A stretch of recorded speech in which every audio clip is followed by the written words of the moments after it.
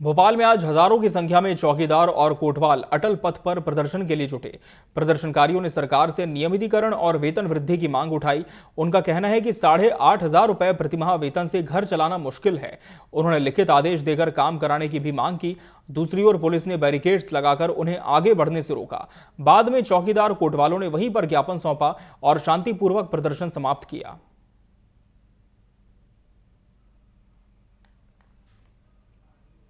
मध्य प्रदेश के कोतवाल आज सरकार से दो दो हाथ करने के लिए राजधानी भोपाल की सड़कों पर बैठे हैं। ये अटल पथ है, आप देख रहे हैं। यहां पर पूरे मध्य प्रदेश से कोतवाल आए हुए हैं, क्योंकि अपनी मांगों को लेकर के आए हैं।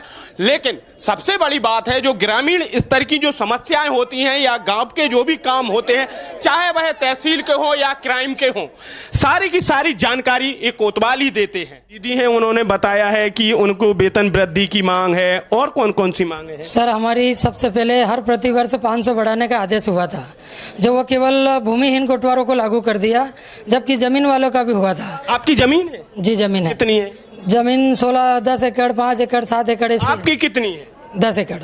10 एकड़ जमीन है। इनका कहना है कि भूमिहीन जो है उनके लिए लागू कर दिया। आप क्या कहना चाहेंगे? सर, सभी का आदेश मुख्यमंत्री शिवराज जी मामा ने कर दिया था, पर उसको अमल अभी तक नहीं किया गया।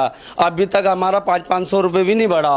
और हमारा जो भी कोटवार का कार्य होता है, उसके लिए हमें आदेश नहीं दिया जाता है। हमें बस फोन पे कह दिया जाता है कि कोटवार तेरे को वहाँ करना काम, कोटवार तेरे को वहाँ करना। तो हम शासन से चाहना चाहते हैं कि हमें शासन आदेश दे। हमें आदेश कौन देता है? तहसीलदार, पटवारी? बस फोन पे कहते हैं। कौन कहता? फोन कौन लगाता? जो भी पटवार जी है, तहसीलदार साहब है, सभी खाली फोन पे हमें आदेश देते हैं। हमें लिखित में आदेश चाहिए। शिवराज जी थे, कई बार अपनी मांगे रखी, लेकिन जब से मोहन यादव की सरकार आई है, शायद तब से पहला बड़ा आंदोलन कर रहे हैं आप, है ना?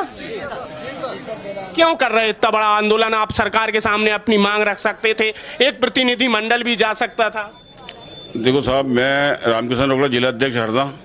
हमारी प्रमुख मांग तो ये है कि हमको सबसे पहले तो नियमित किया जाए, क्योंकि हमको अब ये 8,500 रुपये मिल रहे हैं।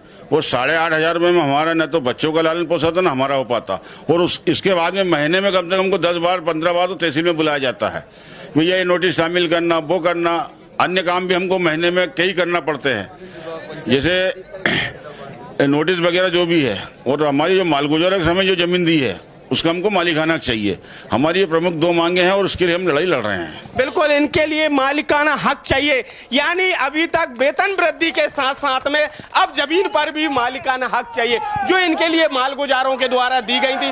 अब वो शायद कहा जाए कि वो जमीन है ये वापस चाहते हैं। यानी सरकार के साथ साथ में मालगुजारों से वह जमीन वापस लेना चाहते हैं जो जमीन इनके लिए कभी दी गई थी। नियमितीकरण की भी मांग रख रहे हैं। कुल मिलाकर के कहा जाए कि अपनी तमाम मांगों को लेकर के आज यहां पर धरने पर बैठे हुए हैं, सरकार के खिलाफ में आंदोलन कर रहे हैं। लेकिन इनके आंदोलन के साथ साथ में दूसरी तरफ पुलिस भी यहां पर खड़ी हुई है और आगे इनके लिए जाने से रोका जाएगा। लेकिन देखना यह होगा कि इनका आंदोलन कितना रंग लाता है। कैमरा पर्सन सतीश गुप्ता के साथ GS ठाकुर, TV 24।